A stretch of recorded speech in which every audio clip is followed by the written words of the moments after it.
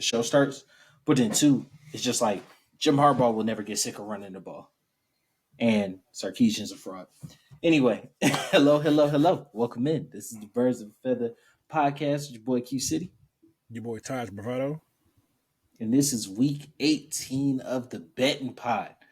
Now, we're going to carry this betting pod all the way through the playoffs, and then we'll probably have to restart renaming it besides the weeks because we just followed NFL weeks. But as right now, we're going to get to this last week of the season. So, we get right into it. Taj, my man, I ain't gonna lie to you, big dog. We done had a rough season. Right? As of right now, I'm sitting at 26 and 29 before this week. You were sitting at 12 and 15, right? 3 games under 500. I lost a little money depending on what your unit is, what odds you've been able to catch. I don't parlay a lot, and so depending on the odds, I've kind of broken even though I've lost 3 more bets. I know you. But due to when I hit, I end up winning more than I lose. Which is true. I just I won more money than I lost. So hey, niggas built different. You understand? you built different. I done seen a 13-legger from you where I'm like, bruh, like just the swings, go the emotional big or go swings. Home, man. Yeah, them swings is too high for me, bro. And that just, hey, look, whatever your unit is, that's your unit. Whatever your style is, parlays or just singles. Whatever you do, just do responsibly. You know what I'm saying? Like be responsible. Absolutely. So coming into this week, right? 26 to 29. We needed the Bears game. And not only did we lose the Bears game, but the bets didn't do as well either. Right. So I had faith in our secondary. I had more under 66 and a half receiving yards. Man went for 159. You understand? Like easy torched our ass. You know what I'm saying? Like it wasn't close there. I didn't think that Heineke and London had the connection. They didn't. But London was able to get over that 42 and a half. He ended up getting 56, but it was really during like the game's over or out of the way type stuff. So I was mad that one catch. Ritter got him over shit. Yeah. On his last pass, because he was at like 40 for the longest. And I'm thinking like, okay, that's the end of the game, especially when Heineke threw his third pick. But hey, it is what it is.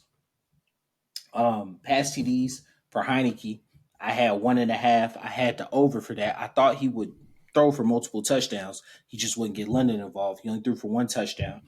Bijan. Yeah. Now Bijan, 74.5 total yards. He cleared that in just rushing. He had a decent day there. And then Algier, 30.5 yards for the under rushing. That one cashed too. So I'm sitting at a 2-3 week, coming in at 28 and 32.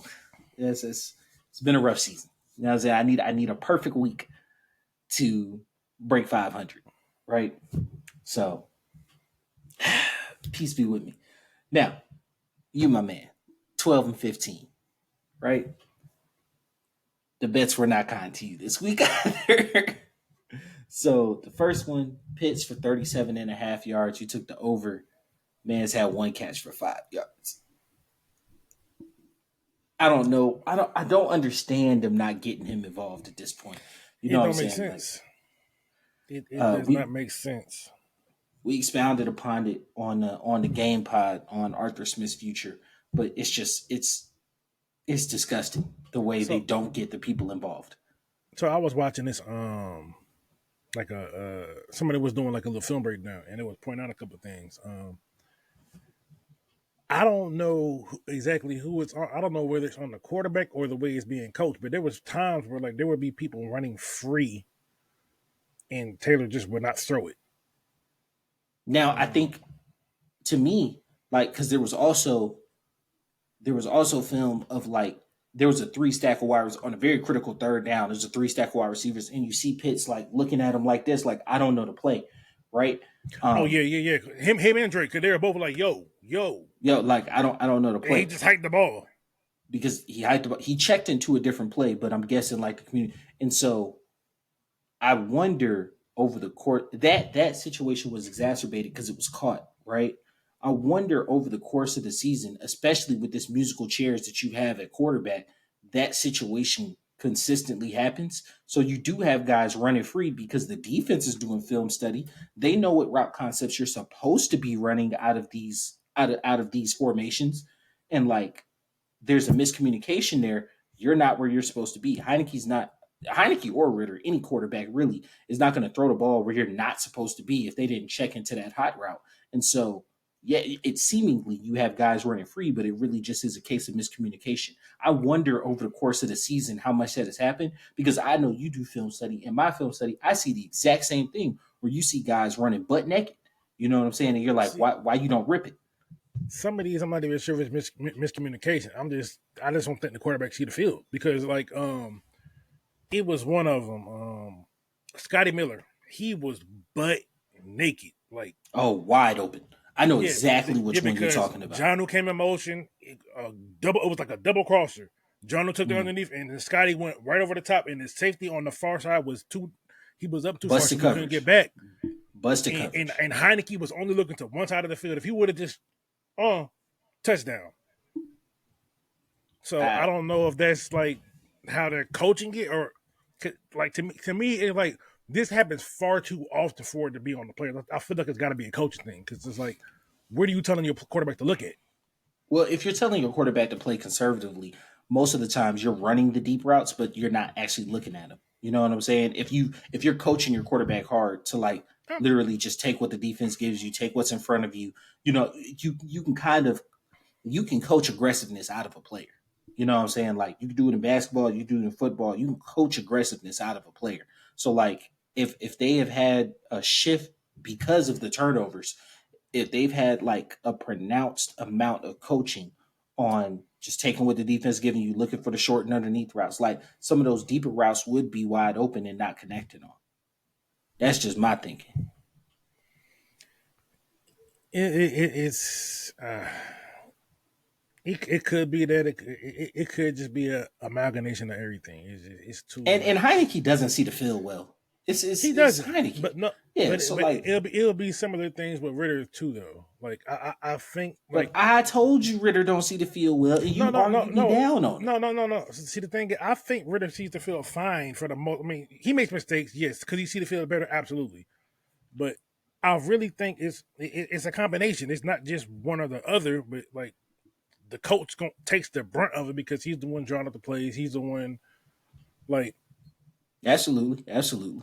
because it's like you see these 9 plays too much because I wouldn't even call them misses because it's not they're not even attempts, but like you see the film and it's just like all right, if you really are reading the coverages, like what is your pre snap reads? Where are the coaches telling you to look at pre snap? Because Like I'm not gonna lie, if you look at London's most like spectacular down the field plays this year, they are all contested, super contested yeah, catches, and so it's like you predetermined that the ball was going there, and yeah. It's just like there were no other options, so you right had to throw deep to because the London thing on is just those like plays. yeah, London's not the fastest guy at all whatsoever, but like you telling me you can't scheme anyone just open? Hmm. It's like that's probably my biggest problem with this scheme is the lack And of like if you're scheming them open, why are you not instructing your quarterbacks to hold and look to that? because Especially when yeah you're like a very heavy play action oriented team, and play action is designed to give you that extra beat. So like, is yeah, yeah I think so all of that is going to be part of the reason that you can take wagers on this. This is not a bet that we're making, but I think that would be a lot of the reason Arthur Smith would be relieved of his duties on Monday after this game. I We can get into some draft talk at the end after we pick the games. We are going to do good on time this time. I am committed. I'm lying, yeah because I was but about to be like I'm not but if like what the coaching situation and what the coaching landscape is in totality, how that relates to Arthur Smith, and how that could possibly relate to our draft board as we shift toward draft content. Um, I am a true degenerate, and like we can bet on draft picks, who goes first, who goes one. I can drop those odds, and that could be part of betting pods going forward. But usually those odds don't fully populate until the first coaching cycle's over. So Yeah, I mean, yeah, it's gonna be on wild ride. And then didn't they pass a rule, or were they trying to pass a rule to where like, you couldn't hire coaches until like after they everything was passed done? it. They Okay, passed yeah, it. So you can't talk to a coach that is in the playoffs until that team has been eliminated. yeah, So which could you drag this know, process out a good bit longer. okay, yep, yes, but no. And here's the only reason why. So the two number one seeds, right? Obviously, if you fire your coach on Monday, you can't talk to any of the number one seeds coordinators, right? But San Francisco, their offensive coordinator hasn't been hired since the Bengals coach, right? Oh no. The Bengals coach came from Sean McVay. Their offensive coordinator hadn't been hired since Mike McDaniel. I'm pretty sure he's not going to get hired this year. But Uh, yeah, but they've only been in Miami 2 years. Like, Yeah, Steve. So that's what I'm saying. You're not going to talk to San Fran's offensive coordinator. You're most people ain't going to hire Steve Wilkes again after that BS he pulled in Arizona. I Um, don't know if that was all on him though. But it wasn't all on him, but his relationship contentiously with the owner, we've seen them collude. We've seen the owners collude, bro. yeah, Like, sometimes bad situations just yeah, I it's just not fair. It's not fair, but I get it. yeah, and it's his one season, and markedly people think that San Francisco's defense has taken a slip since D'Amico left. So like I'm just saying that's the stats do support that it's slick taking a slip since D'Amico left just Yeah, they're this one still year under top what? Wilkes. They're still like what, top three, top five. They still They are, but he had to make a switch from calling the game in the booth to coming down on the field. I It was a mean, yeah, whole because thing and whatnot. yeah, but Dan Quinn did that in Dallas because like versus the downfield. Sometimes you just I don't know. You see it different It's on the field. Yeah, you yeah. see it different on the field. Then Baltimore, their offensive coordinator definitely ain't getting no looks because this is first year coordinating an offense in the Well, league for a yeah. while. Well, I mean, you can't say he definitely won't get no looks. It's the thing is that type of stuff is really unpredictable. Because the thing is, all right, did you see Dan Quinn getting the job when he got hired? Not Dan Quinn, but He not Quinn, but Dan Campbell. Campbell. Campbell name just popped out of nowhere when he got hired. No one was Well, speaking no, anything no. of So him. here's the thing. Here's the thing. He was an interim coach when Joe Philbin got fired. Then he was a. It was either Joe Philbin or yeah. When Joe Philbin It got was yeah. I fired, mean, then he was on the Saints staff. mind He was a tight end coach, then I he was on the believe. same staff for a while, bro. So Yeah, like, but like, and with the previous coaching cycle, his name came up, and that's usually the case because like even Flores before he was hired, I McDaniel mean, before he's hired, usually your name's in the coaching cycle the year before you're taking interviews. So it wasn't a huge surprise when he got well, hired for the that was Lions. a surprise to me because I didn't. Because like that was completely out of left field for me. He was a name in the coaching circuit, Like I knew who he right? was because I remember him from his playing days. Oh no. He was a name in the coaching circuit, and I that's usually the case. That's what I'm saying. The only person that this rule might affect that would have like you're expecting to have a really long playoff run would be Ben Johnson or the Ravens D coordinator, Mike. I thought I'm forgetting his you last just name. said he wouldn't go get hired. You just said no No, one I was going to said look. I said offensive coordinator. Oh, I said the Tom Munkin. Ravens offense. Yeah, Well, this ain't his first year coordinating though. He just his first year back in the NFL, but he's been here I before. that's what I said. It's his first year coordinating in the NFL for a while Yeah, because but I he's mean, been in college. He's been in college for a minute, bro. His yeah, I first year mean, back in the NFL, all and right. it is a good offense, but I don't think he's gonna get any looks legit. You never know. He's also an I older guy. Yeah, and he might just be okay being a coordinator. You know what I'm saying? I think that the Ravens D coordinator would get looks, but I think his name is going to be hot the next coaching cycle. You know what I'm saying? Especially with the jobs that are seeming to open up. I Um, mean, but a lot of that just really just depends on politics that we're not privy to sometimes. Also true, but I'm just thinking like NFC. Nobody from Green Bay staff is hell. Green Bay gonna be changing their D coordinator, so nobody from Green Bay staff seems to be leaving. Nobody from Seattle staff seems to be leaving. Cowboy staff could. I mean, nobody from Philly staff Hell, they had to No, fire their D coordinator. no one wants Philly stat because they offense and defense been horrible. So Tampa, no, New Orleans, or Atlanta, whoever makes the 4 seed, nobody from any of their staffs. Um, three is Detroit, which we talked about. Two is Dallas. That it might affect Dan Quinn, who might get another bite at the apple. I And then think no he will. one. But I mean, he pulled out last year. Oh, he might. I don't know. I think for like this rule is very helpful for people like Dan Quinton, where he could just purely just focus on the season, don't got to worry about nothing. And Mm-hmm. then after everything's done, then you could be like, all right, Then look what at do the I want to do? landscape. Yeah. Then you look at the AFC side in the 7th spot. What, Houston or Pittsburgh? None of their staffs. Um, we talked about Baltimore. But then Uh, it's a lot of pieces because like right now the Buffalo, two. the Jags. None of those teams is the Chiefs. Nobody's taking anybody off them staffs, bro. I mean, Spagnuolo could get another bite, but he might be comfortable being a coordinator. I think he's very comfortable being a coordinator. But I mean, Like if he wanted to, he's coordinated 2 Super Bowl defenses. I yeah, think he's he could fine. be comfortable there. Oh, But I three, mean, three Super Bowl yeah, defenses. My fault. I mean, but it's just like right now. I mean, even though it's not official, the top two most attractive jobs will probably be the Patriots and the Falcons. Washington is a really attractive job. I mean, it could be. I mean, Washington, but it's like why? Like, but I'm talking about like the Patriots. You got a top. Well, I mean, Washington also got the but Patriots have a fuck ton of money.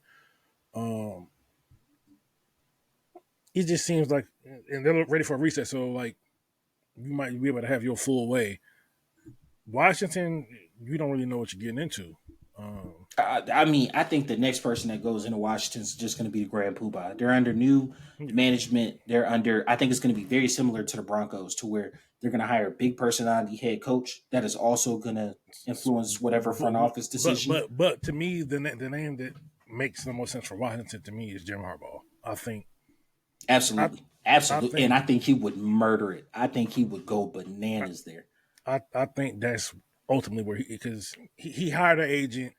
Washington is a very attractive spot because even though they've gotten rid of the most of these, you still have a very nice interior D line.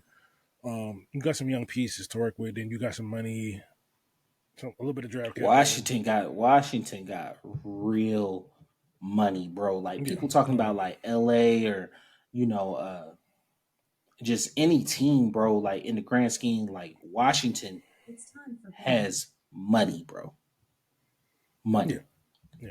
And so But just a little, being a little biased, I think Atlanta is probably going to be the most attractive job because Rolando to have another top 10 pick. Oh, and back to the Jets thing.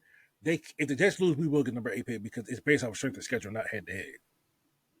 bet. Bet, bet, bet, So bet, bet. we So can get up to the 8th pick.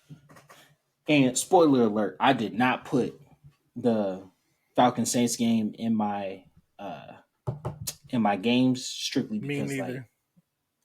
I don't wanna say what I feel is necessary to happen. Yeah. um so back to your props for last week. Bijan for the 49.5 rushing yards. You had obviously on the over on that one. Jefferson, that straight out of nowhere 12.5 for the over on Jefferson. He had 3 for 19. The highest total for the freaking season, I guess.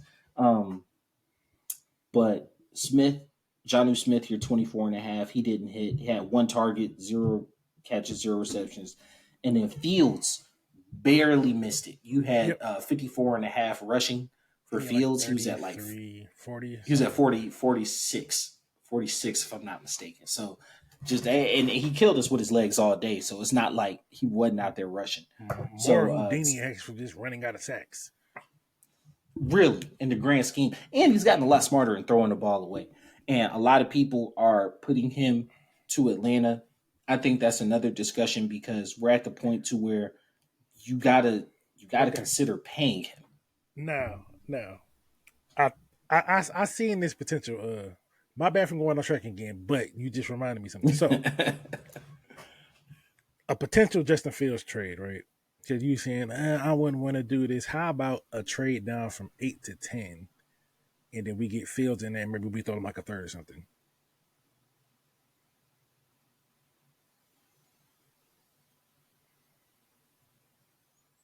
Why wouldn't I just? So here's the reason why I don't feel like that's enticing for Chicago No, because like say because Chicago wants to move up for like another player or whatever, and they want to, move up a couple more spots just to jump maybe whoever's at 9. Maybe yeah, somebody but really that's what want. I'm saying. That's holding Fields until draft day. I mean, it could be until draft day, or you could just do it now just to get up just a little bit higher, and that way, if you want to maybe make But you another don't move know from how to. You don't from know Marvin how Harrison, the board is whatever gonna you get from fall. the trade You down know what from I'm one, saying? So or you like, could take one and then you want to move up the trade I don't know. It just for Marvin doesn't Harrison. make sense to You're a me. little bit closer, so you can cut that cost just a little bit more. So yeah, one of the things I was saying, amid the technical difficulties, was just like that to me is them holding on to Fields until draft day, right? Whereas if I'm not mistaken, well, no, I think they held on to Rosen right till Yeah, draft day, didn't they? Rosen got traded on draft day. Typically, whenever they trade the other quarterback, they hold on till draft day a lot of times. And see if they can get the best, see what they can get for him, the best pick for him.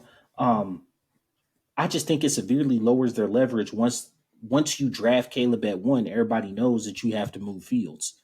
I mean, yeah, but the thing is, people, it's not like they're gonna be like, "Oh, well, I don't want them." They're still going to trade because I mean, they can still take the best offer because it's a quarterback that's young, that's showing ability to play in the game. So it's, Why would you not? this isn't a Rosen type situation. His ceiling is much higher than Rosen. So my thinking, the only way I would look for that to happen is if the run on quarterbacks is just ridiculous. So you have the Bears take Caleb at 1, um, Washington take a QB at 2, the Patriots take a QB at 3, and Which then very well could happen.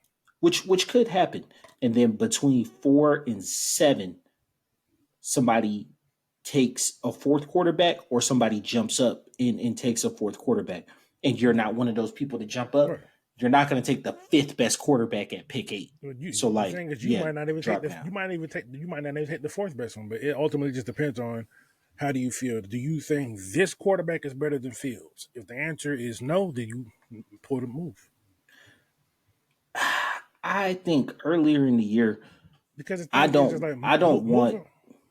Because the thing, Oh, go ahead. and it could be one situation to where like, because like Chicago, sometimes they like to work the board. Like they might want to move up a couple of spots. They might want to secure or like say they do this trade before the draft, right? It could be a situation to where like you want to move just a little bit closer to cut down that price. Say you want to move it for Marvin Harrison. Move and had the Cardinals move from 4 to 8 instead of 4 to 10, possibly, possibly because like it's set in stone that Washington's taking a QB, Yeah, right? Washington without a doubt taking the QB two, without a doubt. So Caleb is getting taken 1. If it's not by the Bears, it's by somebody. Caleb is It getting could be, taken it 1. could be two, because like now that we're entering draft season and they're gonna start to, for lack of better words, undress these prospects. They're gonna undress them and tear them down and really I'm get I'm down not to gonna it. lie to you, bro. Drake May is looking real Mitch Trubisky-ish to me. I'm not gonna lie to you. I'm not gonna lie to I you. mean, he could. I mean, because the thing Uh, is, I've also been seeing lately that people have Daniels ahead of May. yeah, I've seen that a couple times too. Um, but I think it just Profile really just depends on profile flavor. wise, yeah, but I feel like profile wise, you're just this is gonna sound crazy. Depending on who wins the Super Bowl and what the coaching styles look like at the top of the draft after the coaching season, Daniel, if I Lamar could, wins the MVP and wins the bowl, Daniel's stock is gonna shoot. yeah, yeah, and like it's good talking to somebody who understands this because like you talk to people who just like act because like that has yeah, nothing to do with it, and because it's teams like, just want to see it. They're like, okay, I see it work. Boom, let's go get them yeah, because it's a because copycat league. And It's always has been and always will be. They're gonna copy the most successful teams because they've shown that what they did was successful. So why would I not want to be like the team that was just successful doing this same formula? yeah, so I could definitely see that. But like everybody's kind of comparing Drake May to Justin Herbert, and it's just like The I'm not thing gonna lie to is, you, I don't see it. I don't see it. here's my thing. It's like he's like kind of like a fusion of Herbert and Josh Allen. Cause I watched this film. This dude does some crazy off the wall shit too. Yeah, yeah, Like he got a lot more Josh Allen in his game than people probably want to give him credit. He probably ain't got the arm that Josh Allen has, but as far as like the yeah. kind He of ain't got the player arm. he got an arm, but it's just not maybe not a He Josh ain't got Allen the. arm. I'm gonna be honest with you. He ain't got the arm Herbert got. To be honest with you, It's because close, but Herbert got a yeah, howitzer. he Like do, but Herbert got an arm, bro. May got an arm, but it's Caleb got an arm. Caleb Caleb got a cannon. Caleb has arm talent, like Caleb got because he he can gives fit you that ball anywhere. because Caleb gives you what the other quarterbacks can't, and what probably does make him the most attractive is he can hit you from any angle he wants, and the ball is come out the same. Yeah, yeah. Whether Like it's he can throw up sidearm, overhand this way. underhand, whatever, it's got zip. No matter how you want to let it go. Yeah. So that's why like unabashedly Caleb's going one. That's it's kind of like it's not set in Because stone, but it's it's kind not of like set it's there. because like nothing right at this point in time he's the favorite. Could Yeah. things change? Here's Absolutely. yeah.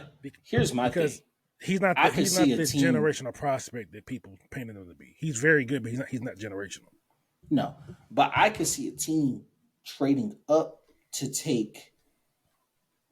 My thing is Washington's not going to move, and No. and that I think is it really complicates things because when there are a 1-2 in quarterbacks, if if the team at two doesn't like the second guy, usually they're willing to like move out of that spot, right? But Mm-hmm. like there's Jaden Daniels, there's Michael Penix. You're hearing late first round buzz on Bo Nix, and I I'm a hate that. Hurricane fan. I'm a Hurricane fan. I have no dog in this fight, bro. But I lived in Georgia for a long time. I watched this man at Auburn, bro. And I get it, mature, he's a different player, all that jazz. Oregon quarterbacks have forever been overrated. The only one I've seen in the past while that's worth a damn is Herbert. And you see the slander I give this man. Like drafting Bo Nix in the first round is wild behavior, bro. It is No, wild behavior. no. Because like before we started recording, I had to gush about my this guy's my draft crush. I'm still scared as shit of his medical history though. But Penix is nice. Mm-hmm. But I am terrified of the draft history. But it seems like his style of play has shifted to a point to where like he's trying to make up for like he changed his play to avoid some of the injuries. Yeah, he's not as athletic anymore, so he don't run as No, much. no, he the thing is he can still no. I don't. I think he's still athletic. It's just I think he realized that if he wants to get where he wants to be, that can't be the main part of his game. Yeah, and it was coming to Indiana, like he was a dual threat quarterback. Like now Yeah, he is a pocket like passer who has mobility. yeah, yeah. He was a running Um, quarterback first, but now he's a quarterback that can run. yeah, like I wouldn't say he could run. I would say No, he he has can't. No, mobility. no. No, if you actually go back and watch the film, he can run. He just doesn't. Because the thing is, he's fast. He just don't. Yeah, He no, he was he a dual threat. He was a dual threat coming out of like high school. he has 4.6 speed. He's a talented. Like he is just. I think he realized for the longevity of his career, it's best to try to manipulate the pocket instead of just bailing out and taking Now, unnecessary hits. I will say I love this game against Texas. We're getting way off. I love We this are, game but against hey, Texas. it's our content. Um, We do what we want. gang, gang. No, Texas. That Texas game was good. You got to see him against an uncommon opponent. But one of the reasons I really, really liked Washington in that spot was the fact that Texas hadn't seen the combination of NFL quarterback, more than one NFL wide receiver, more than one NFL offensive lineman. Like Washington has a quarterback who's going to play on Sunday, two wideouts is going to play on Sunday, and their left tackle and their inside guard. I want to say on the right side. I might be wrong. It might be left side, but their inside guard is going to play on Sunday, right? And And their like left tackle is too. The left tackle is their best lineman. that, what I said, left tackle and inside guard, Inside guard, yeah, yeah. yeah, are going to play on Sunday. So like Texas has been dominating people, right? And their cornerbacks are good. Please don't come at me. Their cornerbacks are good. Their cornerbacks have not faced NFL wide receivers. At all. No, Like they are good. They hadn't faced the combination of NFL wide receivers. And at that first round one is a first round wide receiver. Rome Ozuda, whatever his name Roma is. Dunze. Yeah, he's 1,000% a first round wide receiver. They hadn't seen that. Probably a top 15. My fault. Thought I heard something. Uh, yeah. So if you look at that, that's why I'm like, I really like Washington in that spot, just because they're gonna roll over those guys. Yeah, they absolutely should. Absolutely should. Now, I think seeing him against Michigan will do a lot for me, but as I feel as of right now, he's got a top 10 draft grade on him. Dunze? No, Penix. Oh, the only reason he don't got top 10 is the injury history. I It's think I like think if he checks out, I don't think he no, makes it out the top 10. well, yeah, the medicals is a huge part, but then there are different things that you have to factor in with him. One, I mean, the age, yeah, but I've seen traces of this play throughout his career. He just hasn't had chances to put the full season together until the last two seasons, and these last two seasons statistically are very good: 30 plus touchdowns, single digit interceptions. Um, And my thing is the age thing, play him. And I know that sounds yeah, like stupid, but it's like, no, in all truth and honesty, like when you draft that 20, 21 year Caleb's going to be 21 when he's drafted, right? If Caleb had to sit a season, you still have a very long runway for his career, right? Because like Tom Brady, Aaron Rodgers, they've kind of skewed the math. Most quarterbacks' trajectories look like Russell Wilson, where you start playing around 23 and you're done playing around 34, 35. You know what I'm saying? yeah, Like, so if you're getting a guy at 24, play him. You know what I'm saying? Like, don't no, don't try to no. elongate it. Play him. For the viewers, I have one thing for your So today is what, January 5th, 2024. So at the end of this year, once we're doing like our yearly recap or whatever, I'm going to do a counter, and every time he says all truth and honesty, we got to take a shot. Boy, you gonna be fucked up. We gonna get a random show in June where I'm gonna say it like 7 times. Like I promise you. Man, Promise you you. on average about 3 to 5 a show. Yeah. Yeah. You gonna be why? Just have a bottle of jet. Be like, hey. Oh man. The But not. But another thing, yeah, the age, yeah, play him. But the other thing is for a quarterback like Penix, being that he's left-handed, you have to retool your line because now everything's flipped. Mm-hmm. Because, like, say for Atlanta, for example, do you really want Caleb McGarry protecting his blind side? Yeah, which is crazy, bro. That's crazy because he's a run blocker, bro. Like that's crazy Yeah. work. So Now, like, a team like the Eagles would love to have him. You know what I'm saying? yeah, Because you got Lane Johnson on that side, so right. it's not like you're Yeah, losing anything. you don't gotta shift your line around, but like you Yeah, do have to factor in that because everything different. So the like Jake will be fine, but you gonna need someone else on the other side. which is true. Which is true. And so I think all those things factor in to when he would be drafting and where. I think that's why a team like it sounds crazy him going to, but that's why I think a team like Washington would go for him because it's like, bro, we got to build all this anyway. You know what I'm saying? Like, You know, a team that I would like with him, and I think this might be probably his most likely landing spot. He's not leaving Washington. You think he'd go to Seattle? Yes. That would be a good spot. That would be a real good spot. He's not going to last that long. He's not going to last. Seattle's got to come up and get him. No, the thing is he might though, because the thing is, no, I don't care what Noah says. There are teams right now that have him marked off the board because he's had 4 season injuries. Which is true. They don't care what the medicals look like. Now you got 4 injuries, you're out. I don't care. So they're already out. So there's a chance. But where do those teams fall on the draft board? That's true. In regards to needing a quarterback. So like that is true. Here's the thing. If 13, 17, 19, and 20 have you marked off, but you pick 21, if 15 doesn't have you marked off and they need a quarterback. The thing is, if Seattle loses, then they're gonna have a team pick. They should. So they might, if they do, it might have to be like 1 or 2 picks just to. But the thing is, if they're in the middle of the draft, I think that's probably where Penix could go. To be honest, the team that you talked about earlier that likes moving around the board, if they strike out on moving up to get Harrison or something like that, I could see them being a potential trade partner at 10 for somebody who wants to move up and get Penix as the 4th quarterback off the board. And that could be a team like Seattle. It makes sense because you got the weapons already. You got a young O-line that's talented. You don't have to shift anything up because you got 2 very athletic tackles, so you don't got to move shit around too much. Mm-hmm. You got a stable running back you can rely on. Like that is a very nice situation. And then you got a player like Geno they can learn from because he'll step in day 1 to be the most talented quarterback in that room.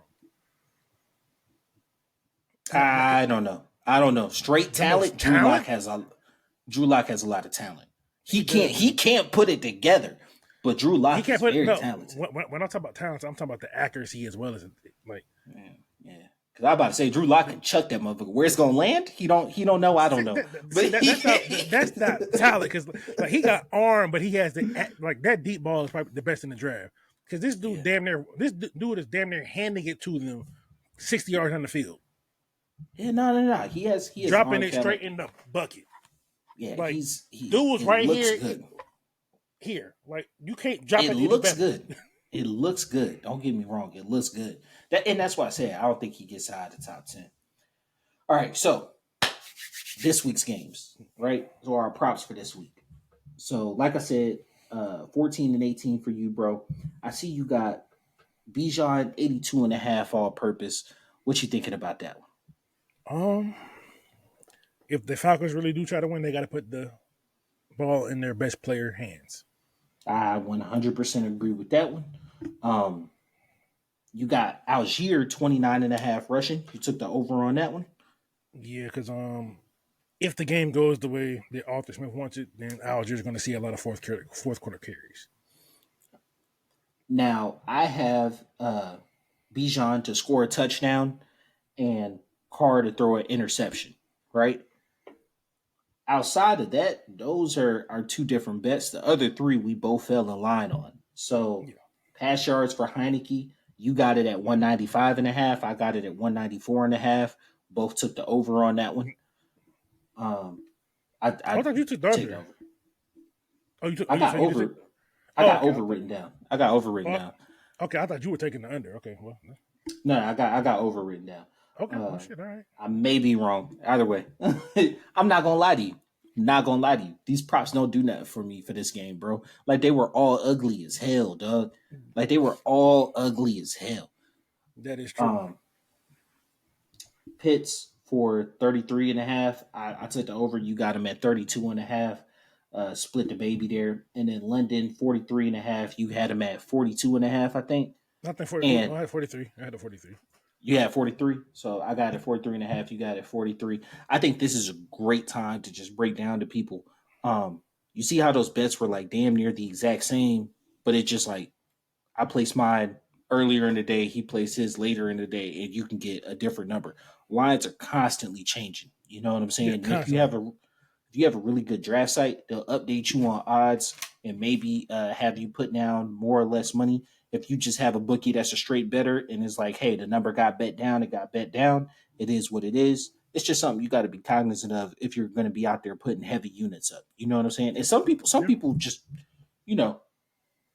Drake, Lil Wayne, and Birdman. They got money to blow. You know what I'm saying? But I ain't there yet.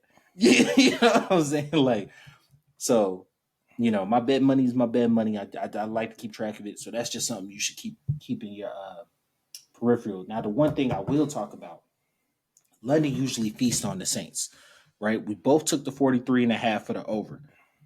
But what is going to suffer for me is that London is not going to get 167 yards this game. No, yeah, he That's needs a not happening. thousand. That's We want not the happening. 1,000, but It's it's it's not not gonna happen. happening. It's not happening, Unfortunately, bro. And it sucks because I know he's talented enough to do it, but it didn't come out this season. And I feel like forcing him in the last game for a petty number is stupid. You know what I'm saying? I actually don't want them to win the game. me Just to neither. be honest. Just to be honest. Y'all didn't hear that from us though. um, because as you can see in my game bets, weird stuff can happen in the last week. All right. So let's get to it, right? So 14-16 in the games entering this season, entering this week. You were 12-13. So we both had Atlanta money line versus Chicago. Lost that, right? I had New Orleans money line Tampa Bay cashed, Green Bay money line Minnesota cashed, New England plus 14 on Buffalo. That was the easiest bet in the world. I don't know why Buffalo was getting 14. Um, and then the other one I lost was Carolina plus 4 on Jacksonville. They got beat down. They got beat the hell down. It was disgusting. But 3-2 for the week. I was 17-18, leaving my NFL picks. You, my man, you were 12-13, had the Atlanta and Chicago. Tennessee, money line, Houston. You was definitely on the wrong side of that one. That was a 26-3. And then Las Vegas, money line, Indiana. I feel like he was on the right side of that one. That was just like they called him offsides at the last minute, and he wasn't offsides. And like it's not too many times that like a player takes to Twitter and I don't agree with them. And I'm starting Right. to see that over and over again. Is that like when like people want to get on LeBron. His foot was behind the line. It You know what was. I'm I don't saying? care what Like you say. It was behind the line. Definitely behind the line. this Las Vegas defender who was saying like, "Bro, show me where I'm off sides." Like the refing has been terrible, and like athletes are just calling it out, and they have a medium to Across do all so. sports. Yeah, they have a medium to do so, and I can't really hold them against that.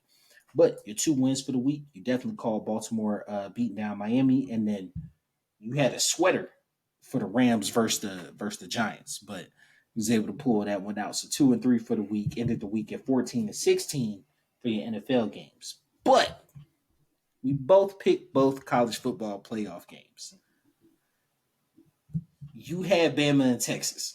Was very adamant on Bama and Texas. I was more adamant about Texas than Bama though. You were. But both of them lost, moved you down to 14-18. I had two wins on Michigan and Washington.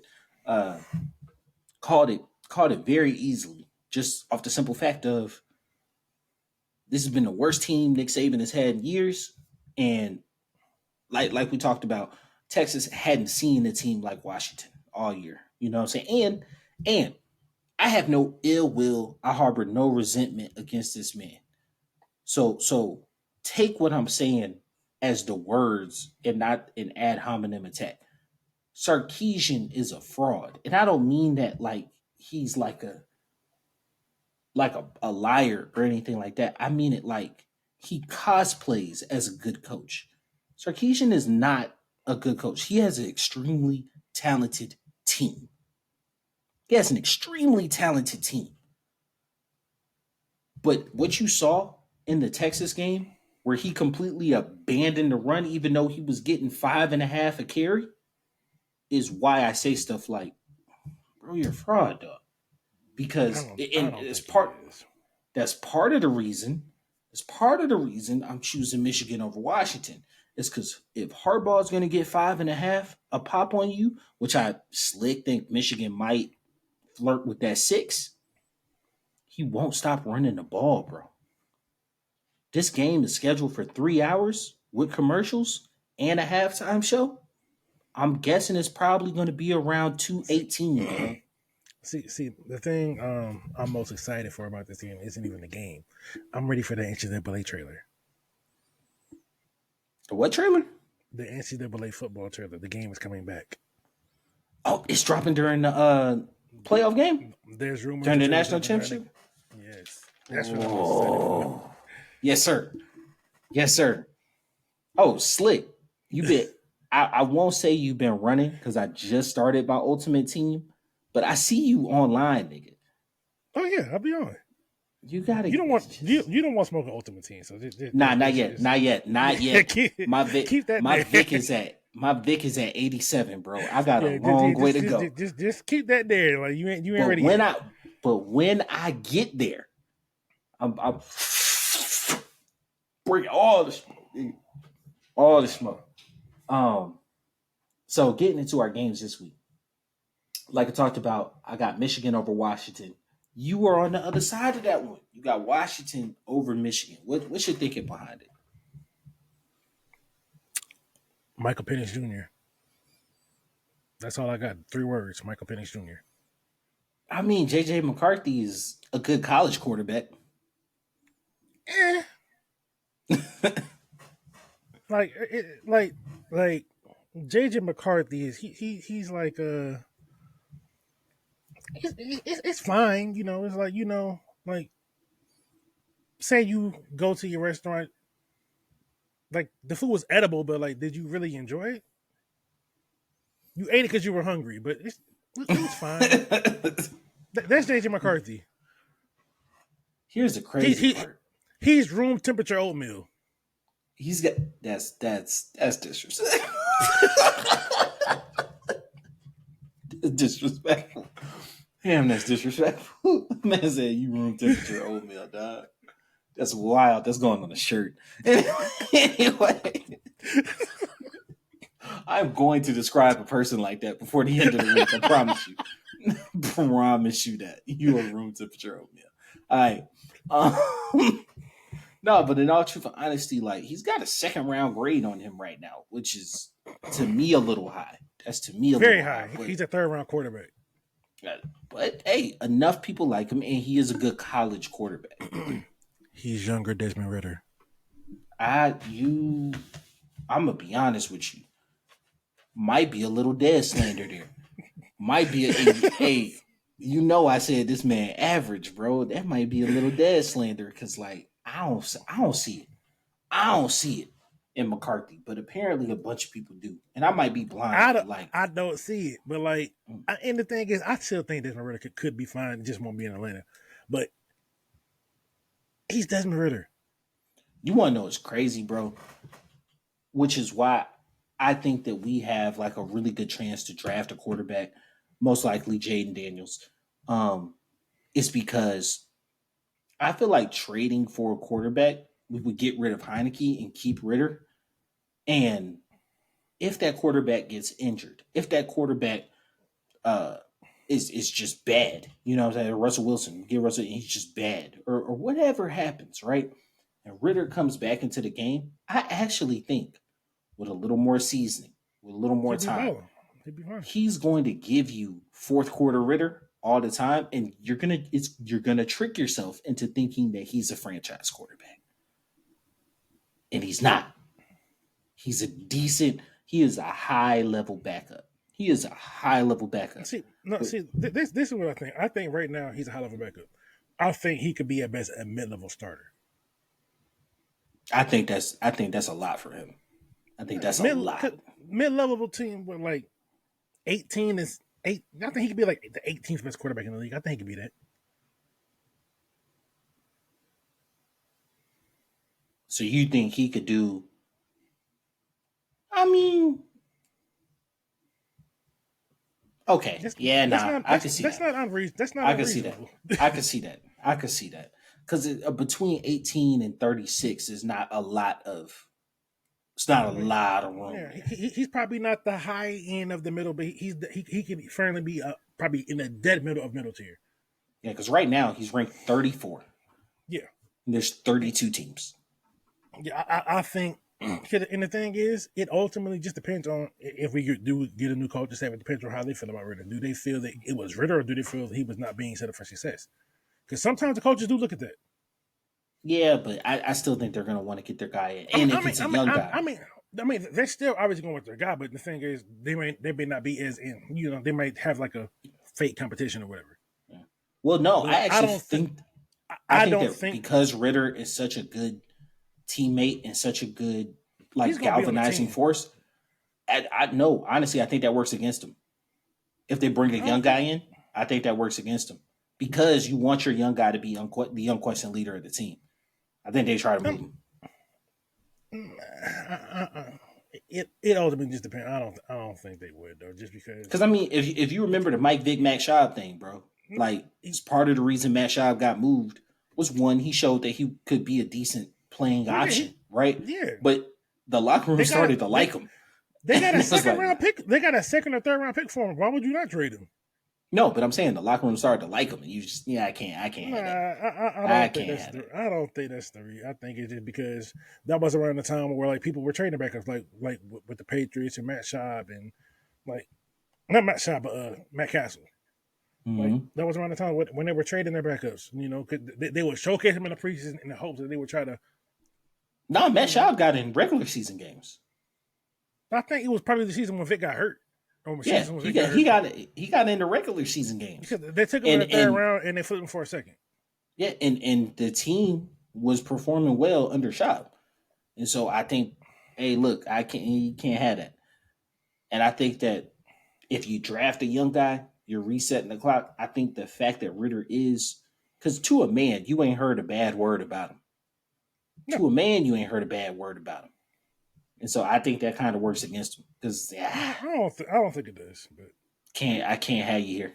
It just all depends on what the plan of attack for the offseason is. Whether it be because for all we know, they could bring in a veteran quarterback and then go get get one of them pass rushers like a Dallas Turner or a Letu or a Jared Verse. Yeah, no. If they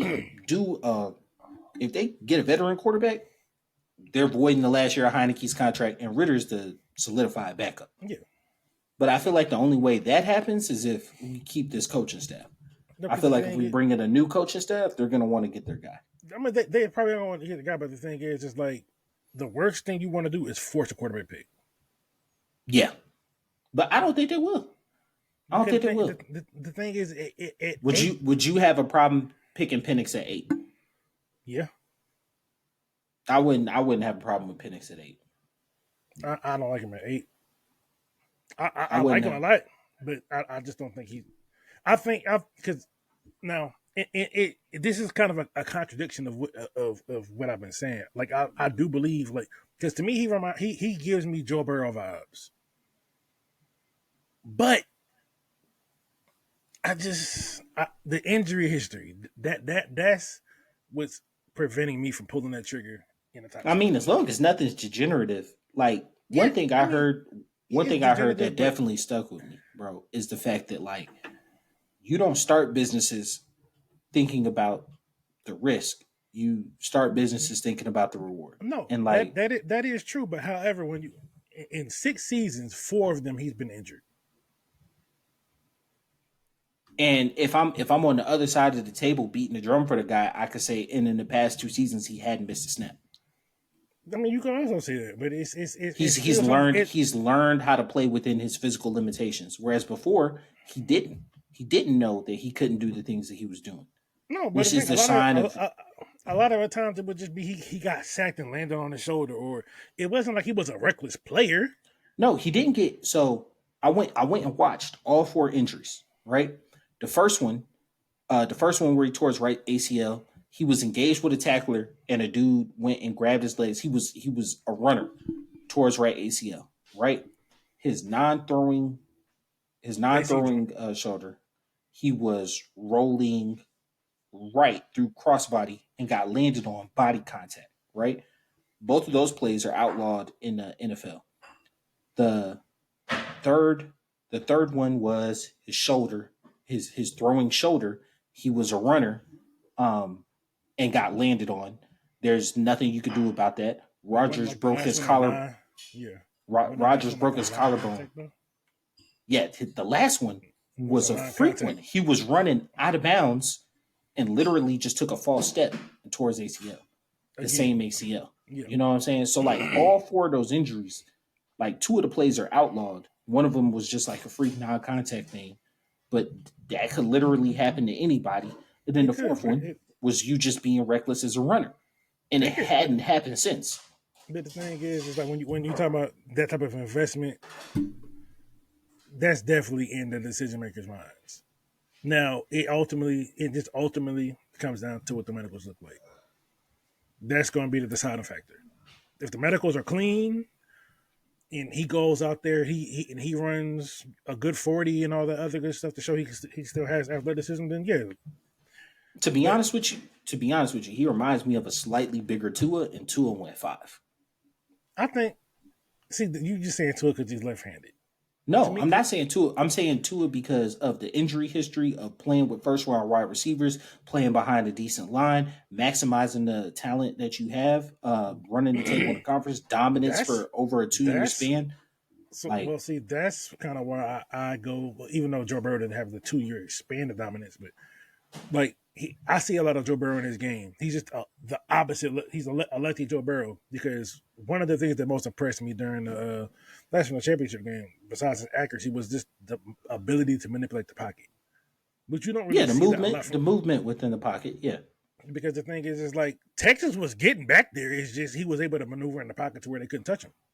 Well, one of the things that I saw was that which was a really good sign for me is that like he recognizes his physical limitations, which I feel like a lot of quarterbacks don't, depending on their depending on like what stage of football they're in. So like Tom Brady, right?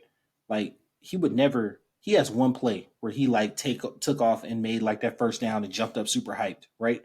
But like as he progressed year after year, you saw a lot of plays where he would just dirt the ball or he would give himself up for a sack. Peyton did it all the time, where he would just Yeah, like Payton don't want to crunch get and give hit. himself up. Yeah, and like it's not so much as like a cowardly not getting hit. It's just understanding He that was like you smart. don't have the physical capabilities to make this play. And like I saw that, you know what I'm saying? Tua Well, didn't have that. what do you think his physical limitations are? I don't think that he's running away from linebackers, I think Texas linebackers. I think he No, can. He's much faster than you giving him credit for. He's much faster than you give. I think you need to go back and watch the film. He's much faster than you giving him credit for. I think how his body is presently constructed, he's not It, trying to do that. he's not trying to, but that don't mean he can't. Like like he if you go back and watch the film, he has run. He spun on people, juke people. He just doesn't take the hits. But I think he. he's a very capable athlete, and I think you're understating how athletic I'm he not is. taking away his athleticism. I'm saying that like in terms of his injury history, one thing that would assuage me as a selector would be the fact that he doesn't take hits, and it seems as though he understands how not to take hits. Yeah, Maybe that's what I'm that's the saying. way But I need to say it. yeah, Yeah. because I'm like, he's not like, is he a absolute? Is he Lamar Jackson? No, but is he fast enough to get you a first down? Absolutely. Is he fast enough So to so make? so that's my thing. He's not Lamar Jackson. He knows he's not Lamar Jackson. Yeah, but no, Like hell, Baker, not Baker, for instance, when Baker came in, Baker didn't recognize that he couldn't run away from D linemen. no. Baker just that's just Baker. He, Baker, but but he didn't recognize it, right? Whereas Michael Penix, it looks like he knows like I could probably get away from that first line of defense, but when I go to the next level, I'm probably not going to run away from linebackers. He throws the ball out of bounds. Like that's a great sign for like it sounds like a simple thing, but that's a great sign for a quarterback is to get it flushed is. out of the pocket and throw the ball out of bounds. Yeah, Like that's what I mean by like understanding his physical limitations. Like he understands like where his spot is in the game and no, what he I can don't. and can't do on the I field. don't look at that like his limitations. I think that's more just learning when to make the plays and when not to. Yeah. All right, so let's get these games out the way. We both got Houston money line versus Indy. Think Shroud's gonna take care of things there, and then we both got Pittsburgh beating up on Baltimore's backups. Backups, Right? yeah. We are on the opposite side of two games. I got Green Bay. You got Chicago. Tell me what you're thinking there. Division game. And Fields is playing for a job. So I don't think they're gonna keep him regardless. To be honest with you, if they beat Green Bay, that's definitely gonna make an interesting conversation. Because he hasn't beat Green Bay his whole career. So if he can beat Green Bay and he looks good doing it, that's going to force some conversations. So I think, and I think them teammates believe in him, so they're going to play that much I harder. definitely think the team likes him. I definitely think the team likes So him. I think they're going to play that much harder just to show that they're in support of Fields. So that's where I'm going with it. I think they support Fields and Fields wants to be there, and I think Fields is going to try to put together his best game yet to be there.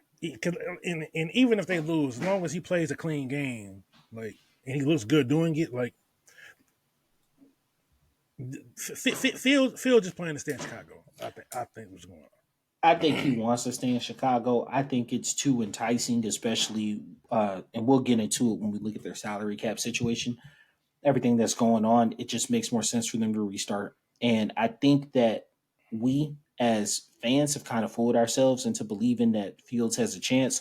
But from a front office perspective, they've shown you everything they need to show you that they're gonna restart the clock.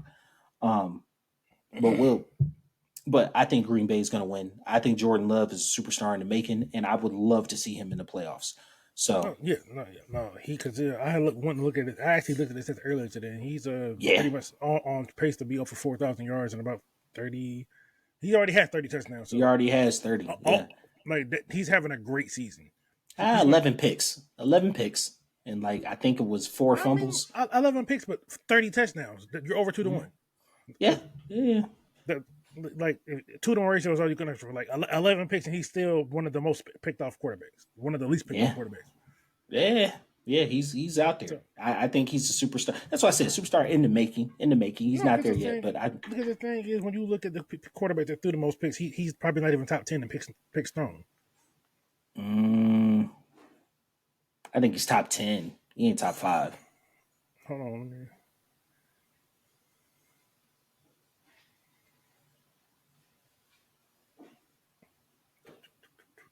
I know it ain't single digits.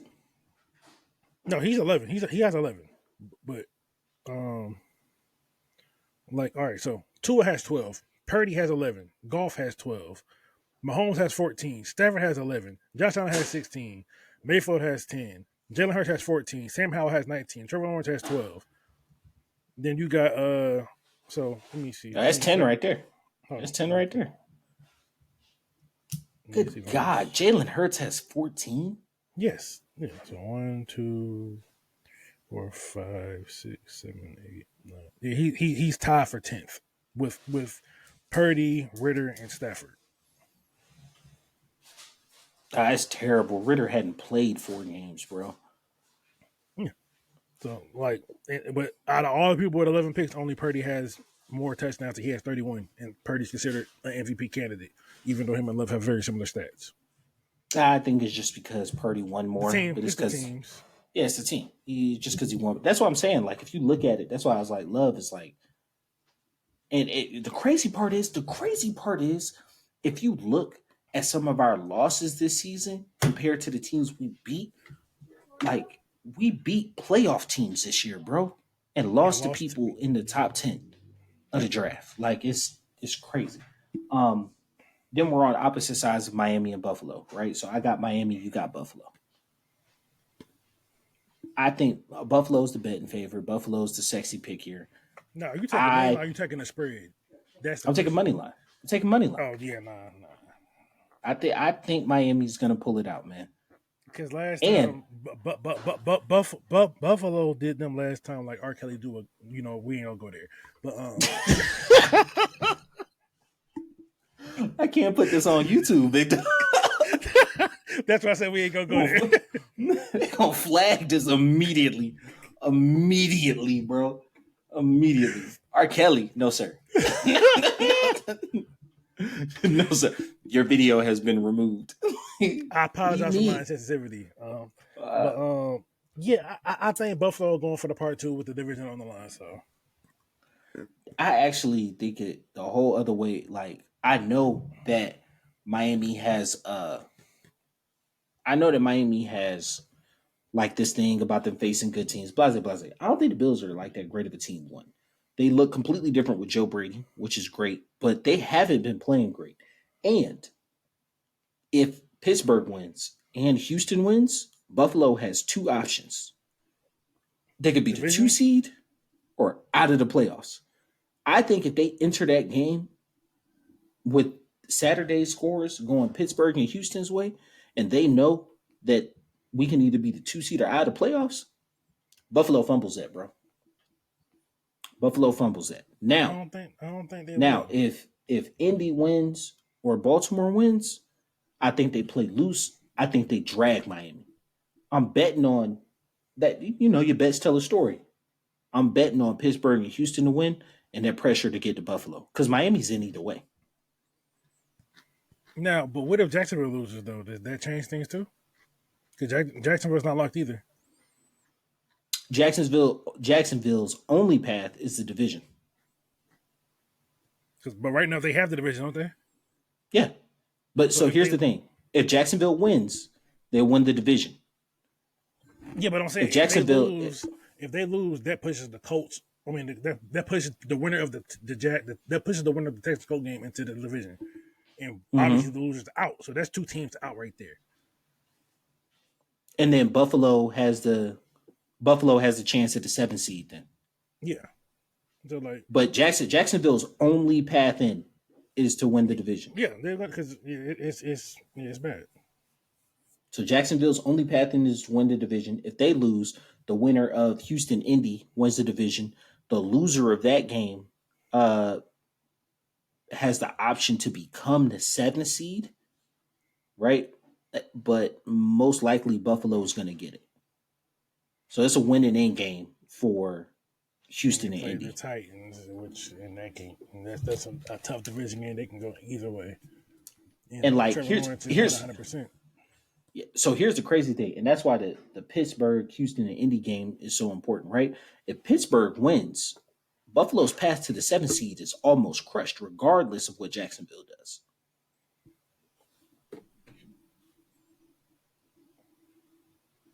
Yeah.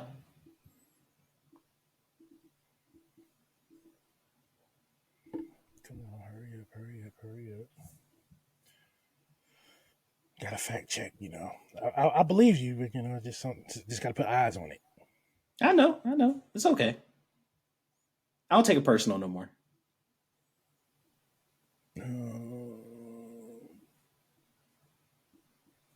Bills, yes, and Dolphins.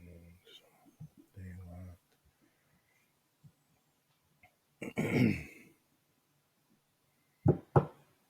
Damn, yeah, the AFC is strange.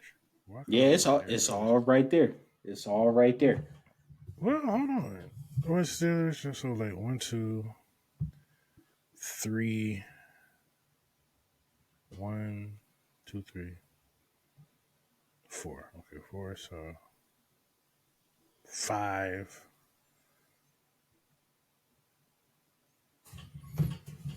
No, I think. Hold on, let me see. Bills conference 6-5. Steelers are 6-5. Hmm.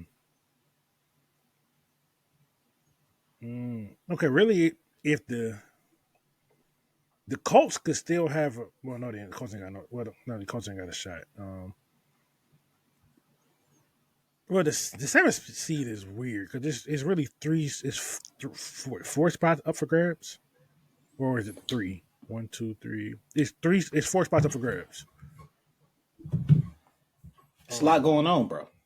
If you look at it, And so the big chunk of it is the AFC South. But if two of them, so let's say assume Jacksonville wins and over the winner of the Colts, Texans is in. So boom. So that gives you down to two spots after that. Cleveland has a I, 5 seed. yeah, Cleveland has a 5 seed. They're locked. yeah, no, I know that. So 6. Oh, so there's one spot. There's one spot. No, It's only one well, spot. no. It's still be.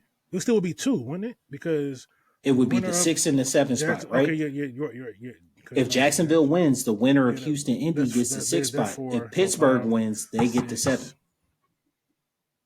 Pittsburgh wins, they get to 7. Pittsburgh's on a win and you're in. No, Pittsburgh's not on the 1 year in because Pittsburgh needs help. Pittsburgh needs they need someone to lose. Pittsburgh, I know for it's not a 1 year. It's not 1 year in for them. Because Pittsburgh needs they need multiple teams to lose. I seen the breakdown of it. Oh, they need a win plus Buffalo loss. Yeah, so Buffalo still has a chance for the 7th seed. Yeah. But that's what I'm saying. If Pittsburgh wins, then Buffalo's going to go into that game knowing that they don't have a chance at the 7th seed. It's See what I'm saying? It's going to be interesting. It's going to be a very interesting week that starts tomorrow. It's going to be an interesting ass week. Yeah. I tell you, I know what I be talking about. I can't deal with you sometimes. I'm a visual person. So the last one, Arizona. You got Arizona money line versus Seattle. That's kind of just a game. One thing I can say, that Arizona loss is looking better and better because they look like a playoff team. Like everybody's bagging on the Eagles, like the Cowboys didn't lose to them. Arizona with Kyler Murray would have been a playoff team this year. You just didn't play all year. Yeah, probably. Yeah, probably. So, but the thing is, and they beat the Cowboys without him. Yeah, they beat the Cowboys without him. And so, but since Kyler Murray's entered the lineup, their offense is clicking. Their defense has been decent all year. And I want to say they're 4-2 or 3 and something. Like they played well since he's been back. My last one, I have no idea in this world why Cincy is getting 7 points versus the Browns, but that's free money. They got I don't 7-point favorite. They got Cincy as a 7-point favorite versus the Browns. I'm guessing because the Browns are locked, you think they're gonna sit everybody, bro. Cincy is checked out, bro. Cincy's checked out. You just was talking about the Jamar Chase thing. Cincy is checked out, bro. I'd be surprised if half of Cincy's people even suit up for this game, bro. I know T. Higgins ain't playing because you're not finna mess me up before I go into free agency. He's hurt anyway, isn't he? Yeah. I'm hurt now.